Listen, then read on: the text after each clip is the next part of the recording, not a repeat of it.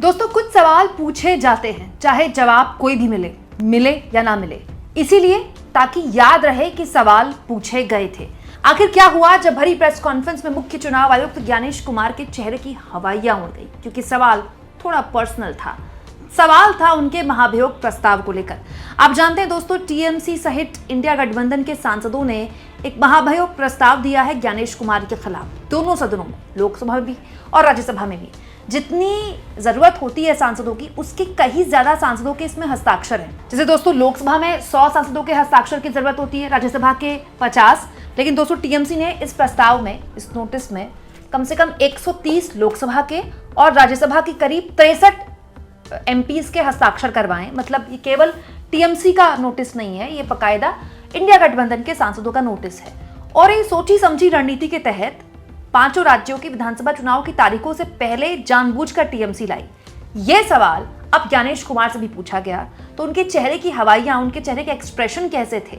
वो मंद मंद मुस्कुरा तो रहे थे, लेकिन उस मुस्कुराहट के पीछे बस एक ही बात जुबान से निकलती है कि तुम इतना जो मुस्कुरा रहे हो, क्या गम है जिसको छुपा रहे हो? दोस्तों, आज ज्ञानेश कुमार 5 राज्यों की विधानसभा चुनाव की तारीखों का ऐलान करने के लिए प्रेस कॉन्फ्रेंस करने आए, जिसमें बहुतायत सवाल या तो उनके महाभियोग को लेकर थे या फिर चुनाव की निष्पक्षता को लेकर थे।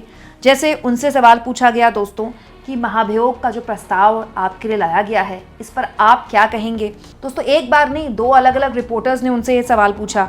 इसके अलावा एक और सवाल जो बार बार उन पर आरोप लगते हैं टीएमसी द्वारा कि जो व्यवहार होता है विपक्षी पार्टियों के साथ, उनका बड़ा खराब व्यवहार होता है। इनफैक्ट अभिषेक बनर्जी ने तो ये भी कहा कि वो उंगली दिखाकर बात कर रहे थे ज्ञानेश कुमार मीटिंग में, तो मैंने भी उनको उंगली दिखा दी और कह दिया कि आपको यहाँ किसी ने बैठाया होगा, लेकिन मैं तो चुनाव जीत के आया हूँ, मुझसे आप उंगली दिखाकर बात नहीं कर सकते, उंगली नीचे कीजिए। इसके अलावा फ्री एंड फेयर इलेक्शन, जिसकी बारे में बात तो ज्ञानेश कुमार करते हैं, लेकिन उस पर खुद सवाल खड़े होते हैं। इस तरह के सवाल भी आज रिपोर्टर्स ने पूछे। तो दोस्तों, ये जो बार बार बातें ज्ञानेश कुमार के सामने आ रही थी, उनके चेहरे में किस तरह के एक्सप्रेशन थे, जरा देखिए ये सवाल। कि तमाम विपक्षी दल जो हैं, अपोजिशन जो हैं, वो आप पे निशाना साधते हुए नजर आ रहे हैं। आप पे आरोप ये लगाते हैं कि आप भारतीय जनता पार्टी के लिए काम कर रहे हैं, तो उन विपक्षी दलों को आप क्या जवाब देंगे? और आप इकलौते मुख्य चुनाव आयुक्त हैं जिसके खिलाफ लोकसभा राज्यसभा में महाभियोग का नोटिस भी दिया गया है, तो आप जो नोटिस दिया गया है उसको लेकर आप क्या जवाब देंगे? Thank you sir. This side Harsha from Republic TV. Sir, my first question, sir, earlier this week you had sought the list of police officials during whose presence the post-poll violence took place in the year 2021 in West Bengal. So what's the status of it? And sir, whether those police officials will be deployed in the polling state in West Bengal during election or not? So second one, sir, when can we expect the supplementary list? Sir, already 15 lakh have been disposed from the adjudication list. When can we expect the supplementary list? Neeraj sir, Neeraj हूँ news 18 India से। हमारा सवाल ये है कि मैं उसी को आगे सवाल बढ़ा रहा हूँ जो महाभियोग को लेकर नोटिस दिया गया है संसद में, और ऐसे वक्त में 5 राज्यों के विधानसभा चुनाव की घोषणा भी हो रही है। बंगाल में टीएमसी की तरफ से सवाल ज़्यादा खड़े किए गए हाल के दिनों में, तो ऐसे तमाम विपक्षी दल जिन्होंने नोटिस दिया है, उनके लिए आपका क्या मैसेज है? क्योंकि चुनाव की प्रक्रिया में आप खुद कहते हैं कि फ्री एंड फेयर इलेक्शन होंगे, तो विपक्ष के लोगों को क्या कहेंगे?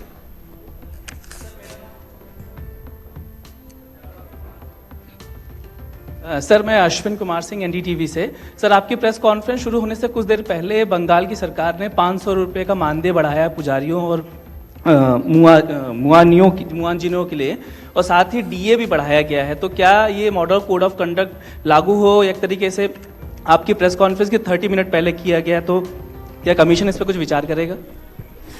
So, first of all, I'd like to make clear that the model code of conduct is applicable from now onwards. So actions taken prior to model code of conduct is the prerogative of the concerned government. But now onwards, the model code of conduct shall be applicable. With regards to the West Bengal elections to be held in 2 phases instead of 8 phases earlier, the Commission has held detailed deliberations and in its considered opinion, it was found necessary to reduce the number of phases and bring it down to an extent where it is convenient for everybody. With regards to the police officers who were involved in the violence in earlier elections, the list has been sort of, as is known to the media during our visit to the West Bengal, and necessary action as per law shall be taken. With regards to the supplementary list, as per the orders of the Honorable Supreme Court, the learned judges working under the directions of the Honorable High Court of Calcutta would be bringing out this supplementary list. And as and when the supplementary list, the names are coming out, they shall be included in addition to the existing electors.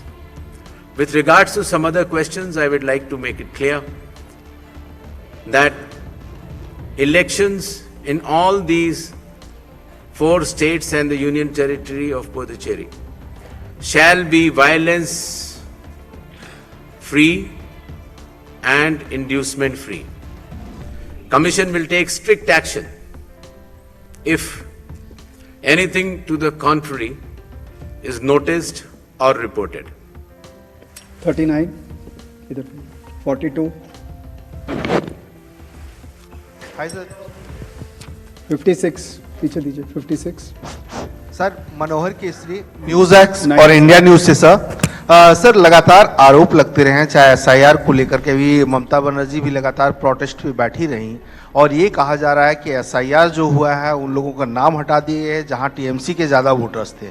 तो किस तरह से trust आप लोग develop कर पाएंगे, क्योंकि लगातार इस तरह से अपोजिशन की ओर से आरोप लगाए जा रहे हैं। और दूसरा है कि चुनाव आयोग को कहा जा रहा है टीएमसी की ओर से कि संवैधानिकता का पालन नहीं किया जा रहा है, असंवैधानिक है और जब मीटिंग में जाते हैं हमारे साथ व्यवहार अच्छा नहीं होता है, क्या कहेंगे? Sir, Venkataraman from Dinamala from Tamil Nadu. So now the trend has come that before the election date announcement, the government's offering money. The Bihar before assembly election 10,000 rupees was offered to the voters. Now, followed by Tamil Nadu has announced 5,000 rupees. Does the election commission has any plan to prevent this kind of activities? Number one. Due to freebies, most of the state government become a bankruptcy. Whether election commission got to know the facts that what kind of action is going to be taken by the election commission of India. 3, during TN session time.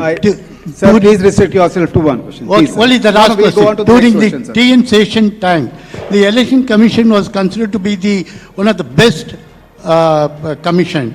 Now, when are we going to see the same kind of opinion from the public? इधर 42, 42. Sir Gaurav Prashant now Bharat से Gaurav ji, I am coming to you, just okay sir. Prashant Dev sir, news 24 से। मेरा सवाल एक ही सवाल है, 2 तरीके का, कि आपने पश्चिम बंगाल में खास करके समीक्षा बैठक की है सभी पार्टियों से मिलकर के कानून व्यवस्था, आपको क्या फीडबैक मिला कि कितनी स्थिति वहाँ पे अच्छी है, खराब है?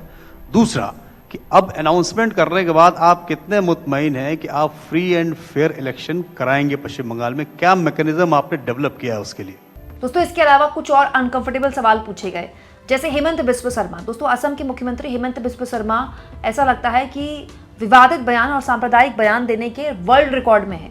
खुलेआम बयानबाजी करते हैं, कभी इस तरह की वीडियो शेयर करते हैं, कभी इस तरह के बयान देते हैं जो कि हद से ज्यादा मतलब 2 संप्रदायों के बीच में नफरत फैलाने वाले हैं। लेकिन उसके बावजूद भी उन पर कोई कार्रवाई नहीं की जाती, कोई भी कार्रवाई। पार्टी लेवल पर तो खैर क्या ही कार्रवाई की जाएगी, पार्टी तो उनका साथ है, लेकिन चुनाव आयोग भी कोई कार्रवाई नहीं करता। इस पर भी सवाल पूछा गया बीजेपी के मुख्यमंत्री पर। दोस्तों, इसके अलावा पश्चिम बंगाल की एक मंत्री है शशि पांडा, जिनके घर में तोड़फोड़ की गई।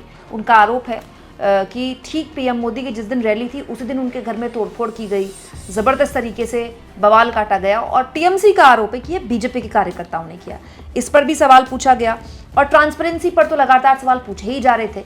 कुछ इस तरह के सवाल जो ज्ञानेश कुमार के सामने आ रहे थे, तो उनका किस तरह का व्यवहार था और वो सवाल क्या थे, ये भी आपके सामने रखना जरूरी है ना, ताकि आपको याद रहे कि जवाब आए ना आए लेकिन सवाल तो पूछे गए थे। देखिए, सर मैं ये जानना चाहता हूं कि पिछले सालों के चुनावों के दौरान इलेक्शन कमीशन ने आसाम के चीफ मिनिस्टर हिमंता बिस्वा शर्मा के बयानों पर कई बार सो कॉज नोटिस दिया। हाल के दिनों में कई बार उनके बयान ऐसे आए हैं जिनसे एक समुदाय पर हमला जैसा लगता है। चुनाव के दौरान ऐसा न हो, यह सुनिश्चित करने के लिए आप क्या करने जा रहे हैं? एक चीज इसी से जुड़ा एक सवाल है। वहां के चीफ मिनिस्टर ने अभी कुछ दिन पहले कहा है कि कांग्रेस के 30 टिकट हम बांटेंगे, तो नैतिकता के तौर पे, चुनावी नैतिकता के तौर पे इसे आप कैसे देखते हैं?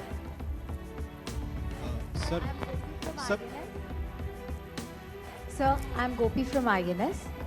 Here. Yeah.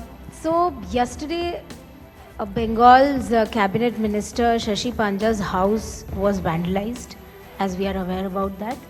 So just a question regarding safety and security, as well as what steps is the ECI taking to counter misinformation and deep fakes which might go around during the campaign period? Sir, Primangshu from Anandabajar Putrika. Sir, do you expect that all those cases under adjudication in West Bengal will get completed before the election? And if not, then what will happen to those voters?